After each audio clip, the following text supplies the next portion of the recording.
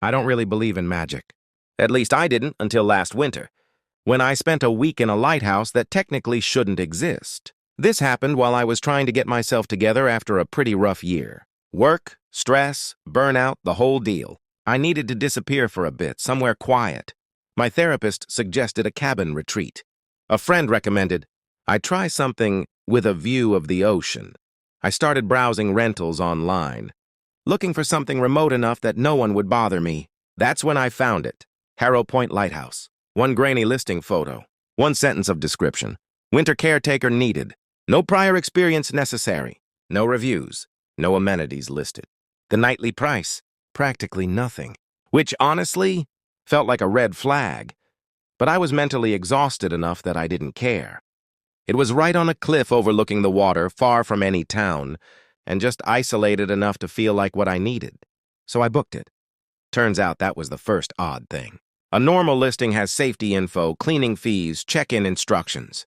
This one had nothing but a message from the owner. Doors never locked. Lights come on automatically at dusk. That was it. I figured maybe it was some quirky old person who didn't know how to write a proper listing. But that wasn't it. Not at all. The drive took half a day and half a tank of gas. The last road leading out to Harrow Point wasn't really a road, more like packed dirt and gravel, with just enough curve to make you slow down. Fog rolled in thick across the ocean. So heavy it felt like a blanket pressed against the windshield. When I finally saw the lighthouse, my first thought was, this thing looks way too new. The paint was perfect. The metal railings around the balcony were spotless. The tiny building attached, basically a two-room cottage, had clean windows. Bright trim and a door so polished it almost shined. Definitely not abandoned. Definitely not neglected. And yet, no car. No tracks. No signs of anyone being there recently. I climbed out of my car expecting wind, seagulls, waves, some kind of coastal soundtrack. Instead, silence. So complete that I actually checked the ocean twice to make sure it was moving. I walked up to the door of the cottage and, sure enough, it swung open without resistance. No lock, no keyhole. Just a smooth, clean latch. Inside were the basics. A bed, a little kitchen, a wood stove. Cozy, actually. There was a stack of firewood, neatly piled by the stove, and a folded note on the table.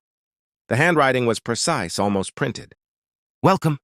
Light maintenance logs on the desk. Food in the cold pantry. Enjoy your stay. No name. No instructions. No emergency numbers. Just a welcome and a wish for me to enjoy my stay. Could have been creepy, I guess, but something about it wasn't. Instead, it felt quietly reassuring. And tired as I was, reassurance was enough. The first night, the lighthouse lantern switched on at exactly sunset. I didn't touch anything. I hadn't even gone inside the tower yet.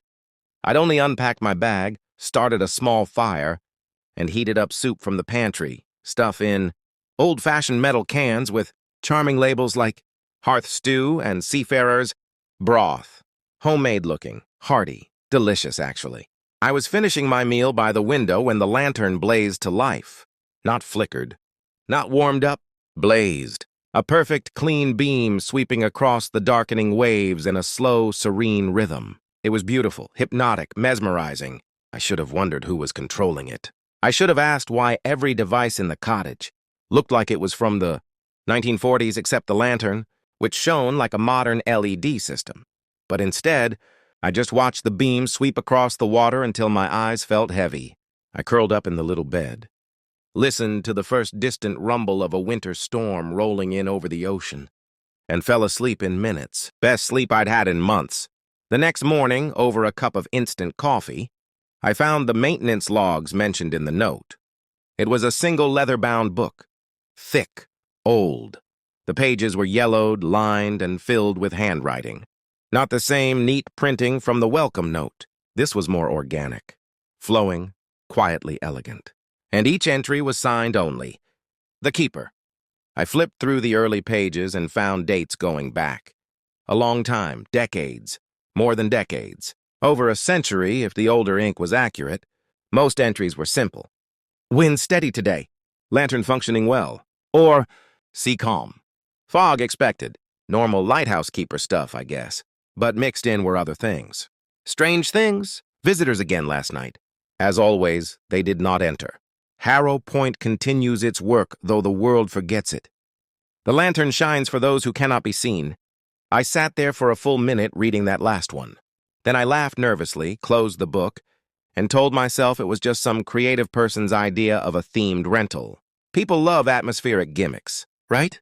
I didn't open the log again until later. Around noon, the storm hit. Not just a storm that came out of nowhere. Heavy waves, high winds, the kind of thing that makes you instinctively move away from the windows. I went out onto the balcony to secure a few loose items, and that's when I noticed something odd. The wind was fierce, but the lighthouse wasn't shaking. Not even a little. Buildings sway in strong wind, even solid coastal structures. But the lighthouse stood absolutely rigid, like the storm wasn't touching it at all. Then I noticed something else. The fog wasn't blowing. It was holding still, like a wall, like a curtain, like it had chosen not to move. I stood there watching it, and for a second I swear I saw a shape in it. A dark shape, like the silhouette of a ship moving slowly across the horizon. I blinked and it vanished. But something in my mind whispered, "The lantern shines for those who cannot be seen." Nope. Back inside, immediately. I decided maybe the logs were getting to me. But then the door rattled. Not violently. Not like someone pounding. More like someone knocking. One soft knock. Pause. Another. I froze. The wind howled all around, but the knocks were calm, deliberate, controlled. I approached the door cautiously, peeking through the small side window. No one there. I held my breath. Waited. Nothing. Just as I started to relax, knock, right behind me. Not at the door. At the inside wall. I spun around, heart in my throat. Silence. Only the creak of the wood stove. I waited another minute before finally saying out loud, shakily, "Okay, very funny." But the lighthouse didn't reply. The second log entry. That night I opened the keeper's book again. I wasn't going to at first, but the silence was too heavy, and the wind was picking up again. Reading felt like a distraction. I opened to a random page. The visitors knock only to be acknowledged. They mean no harm, though their presence unsettles the unaccustomed. I stared at the page. Okay, I hadn't touched this book since morning. No one could have added that. It wasn't even a new entry. It was dated years ago. I flipped the page. Should the keeper hear them, they need only speak aloud. "I see you." That is enough. I closed the book very slowly. I was definitely not saying "I see you" to an empty room. That's horror movie stuff. Instead, I went to bed early and did my best to ignore every sound the old building made. But sometime after midnight, I woke up. Not to thunder, not to the wind, but to the sound of the lantern changing its rhythm. It had been sweeping slowly, steady, predictable. But now it moved in short, stuttering arcs, like it was signaling. Morse code, maybe? I didn't know. I wasn't about to check. Eventually, the rhythm went back to normal. But before sleep came back to me, I whispered into the dark, "I don't want any trouble," just in case someone or something was listening. On the third day, the storm finally broke. The air was crisp, the ocean calm, and I finally felt sane enough to explore the lighthouse tower. Inside, the spiral staircase wound upward around a narrow stone core. Halfway up, I found a room that looked like an old communications station. Dusty desk, chair, metal cabinets, and a big old shortwave radio unit. I brushed off the dust and flipped a few switches, expecting it to be dead. Instead, it hummed to life, a warm, static-filled glow. I turned the dial experimentally. Most channels were empty hiss, but then a voice, faint, distant, echoing slightly like it had traveled too far for comfort. "Mo keeper. Steady tonight. Fog thick. Bearing north by east." I froze. The voice sounded like it came from an old broadcast, like a weather report from decades ago. Warm, calm, professional. Not eerie, not supernatural. Just old? I leaned closer as the signal strengthened. Lantern bright. "Bless your watch." Guiding us home. Then static. Then silence. I tried to adjust the dial, but the signal didn't return. When I reached for another knob, I noticed something. The dust on the desk had been disturbed. Not by me. By someone else, recently. As if someone had been sitting there, using that radio, long after the last recorded log. I backed away slowly. Something wasn't right about this place. Something wasn't right at all. But, and here's the weird thing, I wasn't afraid. Not exactly. More like unsettled. Like the lighthouse was keeping secrets and wasn't sure yet if I deserved to know them. That night the knocking returned. Softer this time. More rhythmic, like someone tapping politely, patiently, waiting to be acknowledged. I lay there under the blankets, eyes open in the dark. Tap, tap, tap, tap. A long pause. Then one final tap, like punctuation. And suddenly the words from the log entered my mind again. They mean no harm. They only knock to be acknowledged. Say, I see you. My throat felt tight and dry. I didn't want to say it. I really didn't. But the knocking felt expectant. Not threatening, just waiting. So, heart pounding, I whispered, I see you. The knocking stopped instantly. The whole cottage fell silent. Then, I swear this is true, the floorboards near the entryway creaked, as if someone had stepped away, not toward me. Away, retreating. And in the distance, faint but clear through the window, I heard the low, mournful sound of a ship's horn, even though there were no ships near Harrow Point. Not for miles. On the 5th morning, I found something new in the log. Something that hadn't been there before. A fresh entry, written in the same elegant handwriting as the others, but dated that day. The temporary keeper has acknowledged the visitors. The lantern welcomes them. Tonight the sea will be loud. The sky will be dark. But the keeper must not fear. The lighthouse does not protect the shore. It protects the space between. The keeper. I closed the book slowly, breath caught in my chest. The space between what? I didn't get an answer. At least, not then. That afternoon, I sat outside on the lighthouse balcony with a blanket wrapped around my shoulders, trying to convince myself I wasn't losing my mind. The sea was calm. The sky was clear. Everything looked normal, almost impossibly normal. Considering what had happened the night before, maybe the logbook entry wasn't new. Maybe I had misread the date. Maybe the knocking was just the wind playing tricks on me. I told myself all of that again and again.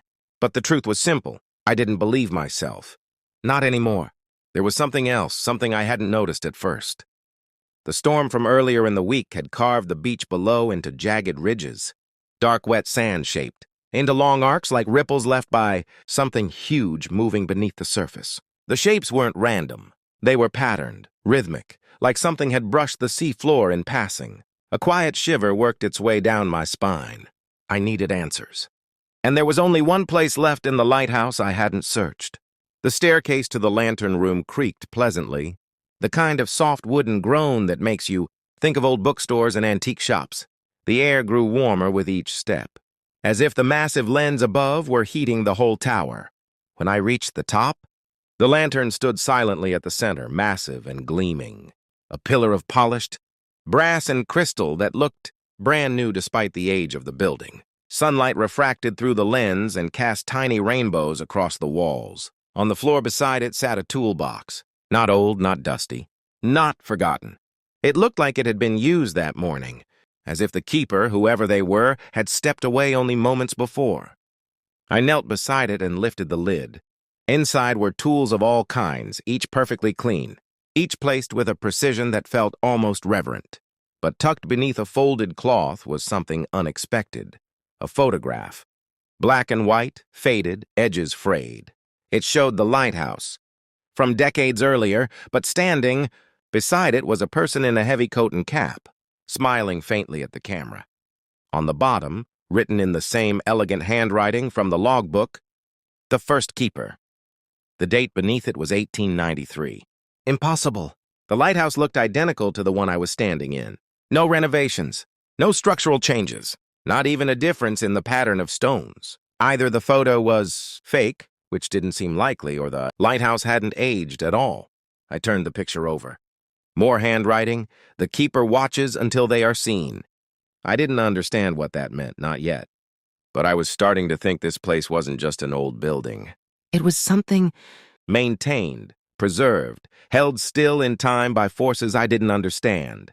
And for the first time since arriving, I felt the slightest twinge of fear, not panic, just a whisper of instinct saying, "Pay attention." That evening, fog rolled in again, but not like before. It didn't sweep toward the shore or drift lazily across the water. It approached. Deliberate, slow, coordinated. A solid wall of white stretching across the entire horizon. I watched from the balcony, heart thudding as the lantern flickered to life automatically at dusk. Its beam cut a clean line through the fog, illuminating swirling shapes, shapes that moved against the wind. Not animals, not birds, just shadows. Tall, thin, drifting shapes that seemed to lean toward the light. The fog vibrated with a low sound, not a ship horn. Exactly, but something older and deeper. Like the echo of a whale song slowed down until it felt more. Like a hum inside your bones than something you heard with your ears. And the lighthouse answered. The lantern's beam shifted into that strange rhythm again. Short sweeps. Long pauses almost like breathing. Fog pressed against the cliff. Shadows moved. And something inside me whispered that the lighthouse wasn't guiding ships at all. It was guiding them. The ones I wasn't meant to see. The ones who knocked. The ones who lived in the space between. I backed away from the balcony. Not because I felt threatened, just noticed. Like an audience member who'd wandered onto a stage they weren't supposed to be on. I returned inside and shut the door gently. The fog pressed against the windows like frost. And then the knocking began. It started faintly, like fingertips brushing wood. Tap! Tap! Tap! Tap. I swallowed hard. There was no fear this time, only anticipation. This was a pattern, a ritual, a conversation I was only beginning to understand. I stood near the door, heart steady, breath slow. "I'm here," I whispered. The tapping paused. Then came again, lighter now, almost grateful. I said very softly, "I see you."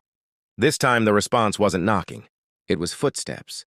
Soft, measured, moving away from the cottage and toward the sea. I followed to the window. Through the fog, faint shapes drifted across the beach, gray silhouettes moving with a fluid, otherworldly grace. Not walking, not floating, something in between. Their forms shimmered faintly like moonlight on water. They disappeared into the fog wall one by one. The last one paused, turned, faced the lighthouse, and bowed. Then the fog swallowed it. My breath trembled, but not with fear, with awe. Whatever they weren't hostile. They weren't trapped. They were traveling. And the lighthouse wasn't a warning tower. It was a gateway marker, a crossing light, a guardian of the space between. I wasn't supposed to understand it, not fully, but I could feel the truth settling into me like warmth. They weren't asking for help. They were thanking me, or rather thanking the keeper, whoever that was now. That night, long after the fog retreated, I woke to find the lantern's glow shining through the window, and a silhouette standing beside my bed. I didn't scream, didn't flinch. Something about the figure felt familiar, steady, calm, patient. The silhouette lifted a hand in a slow greeting. "You kept the light tonight," they said in a quiet, warm voice that sounded like it came from a distant radio transmission. My breath hitched. I tried to speak but only managed a faint nod. "That is enough," the figure said. "You acknowledged them. You honored the crossing." As moonlight broke through the clouds, their outline sharpened, a coat, a cap, a faint smile. The first keeper, the one from the photograph, but impossibly older, or impossibly unchanged. "Are you alive?" I asked softly. The figure smiled gently. "Alive enough?" They stepped back, their form flickering like a reflection in rippling water. "The lighthouse endures outside the counting of years," they said. "It stands where the seen meets the unseen, and it asks only for a watcher."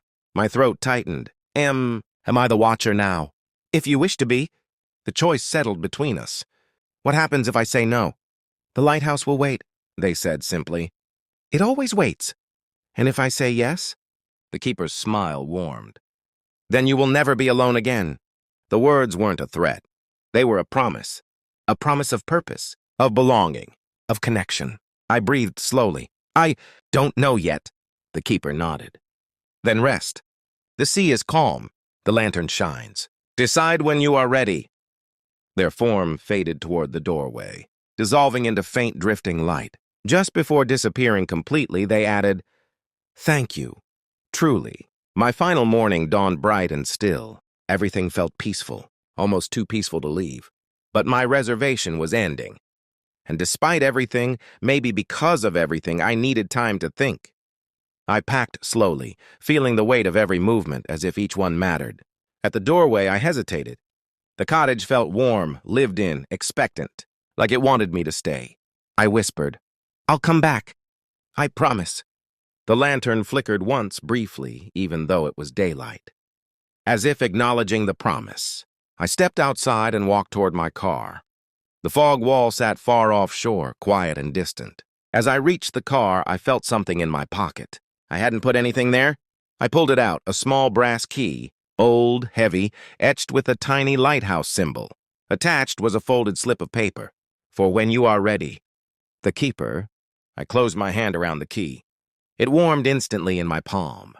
And I knew then the lighthouse wasn't done with me. It wasn't waiting for a keeper. It was waiting for me. I don't know when I'll go back, tomorrow, next year, someday.